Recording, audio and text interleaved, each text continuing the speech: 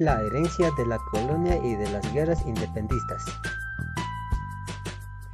El paréntesis gran colombiano, aquel periodo de transición de la colonia de la República Ecuatoriana, estuvo signado por las guerras de independencia.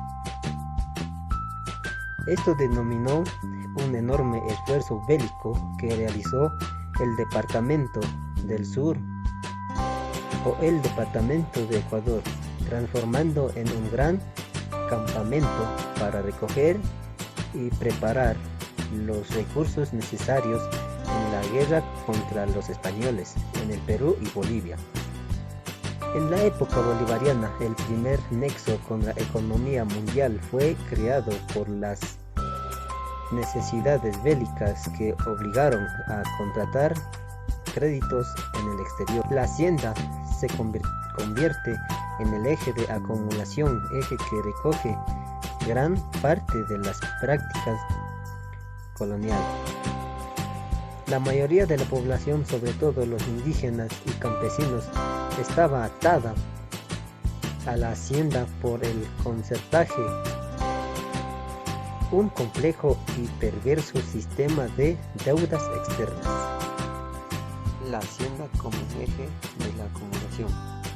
Con la nación textil, la explotación agrícola cobró gran importancia. De este modo se acentuó el proceso de consolidación del latifundio como eje de todo el sistema económico, que se dio en buena parte a costa de las propiedades de las comunidades indígenas, a quienes se compró en forma forzada.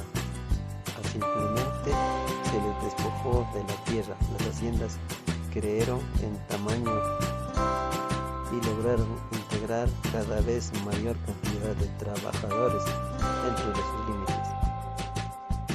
La necesidad de pagar tributos, compromisos religiosos, etc., obligó a los indígenas a trabajar más tiempo para los propietarios que aquel establecido en la mitad. De este modo surgió un nuevo tipo de relación en concertaje, que si bien era formalmente voluntario, amaba en la práctica pedir anticipos al patrón, con quien quedaba de este modo permanentemente endeudado y por tanto compelido a trabajar, posibilidad de abandonar la hacienda. De este modo surgió un nuevo modelo de inserción en el mercado mundial, al mismo tiempo que una diferenciación religió. La lenta consolidación del modelo agroexportador. La independencia se produjo en una etapa de consolidación del sistema capitalista a nivel mundial, pero el predominio capitalista dentro del Ecuador no se dio de inmediato. Fue un proceso que abarcó casi un siglo. Por una parte, la influencia del mercado mundial fue creciendo hasta volverse determinante a fines del siglo, con el auge de las exportaciones de cacao. Al cabo de un primer periodo de fuerte regionalización, en el que solo tuvo influencia parcial el mercado mundial, en las décadas finales del siglo XIX se abrió un periodo nuevo en la economía del Ecuador, de dominio capitalista y de mayor integración regional.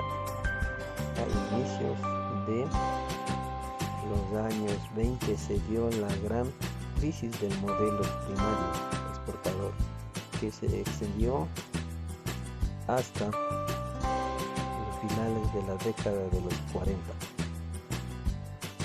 El auge de las exportaciones cacaoteras provocó la consolidación al interior de la oligarquía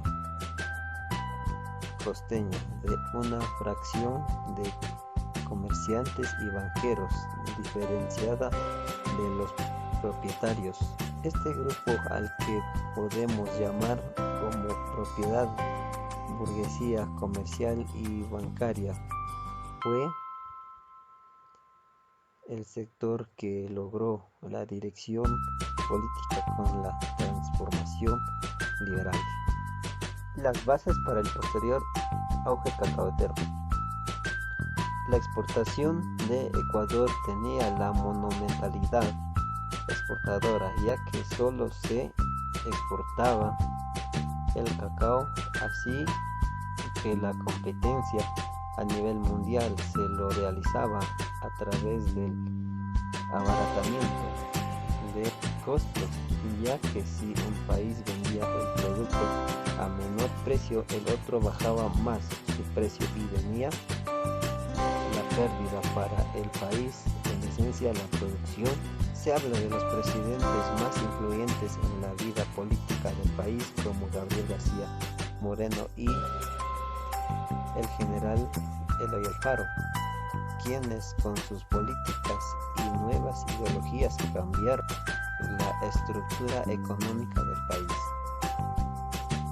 No pudieron a nivel internacional, ya que plantearon estrategias para salir de la zona de exportar productos primarios y también de salir de una producción de monocultivo. También tuvo una estrecha relación entre el gobierno y la iglesia. El auge económico a fines del siglo XIX se lo debe realizar gracias al aporte económico del cacao. Con estos antecedentes, 1866 superó la cifra de 5 millones de dólares desde 1852. A fines del siglo XIX, el mundo se vio enfrentado a una serie de procesos y cambios cada vez más vertiginosos y profundos. De 1870 a 1920 se da en el Ecuador el auge cacaotero. El litoral producía más del 90%, cuyas divisas se utilizaban para pagar las importaciones consumidas en la ciudad. El incremento de demandas externas en los países industrializados, que habían alcanzado un considerable nivel de desarrollo, impulsó aún más el auge cacaotero. La movilización de recursos se amplió por la sustitución del diezmo para las iglesias por un impuesto del 3 por mil sobre las propiedades para compensar el cacao, que estaba asociado a la historia económica y social de Costa desde la colonia, fue el motor para una vigorosa actividad económica y de integración más profunda del Ecuador. El modelo primario agroexportador se asentó en el auge cacaotero.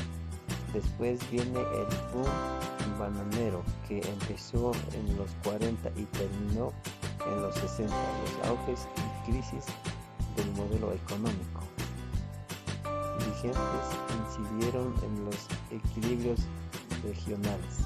En 1916 se produce un gran golpe a la economía del país. La demanda de economía baja.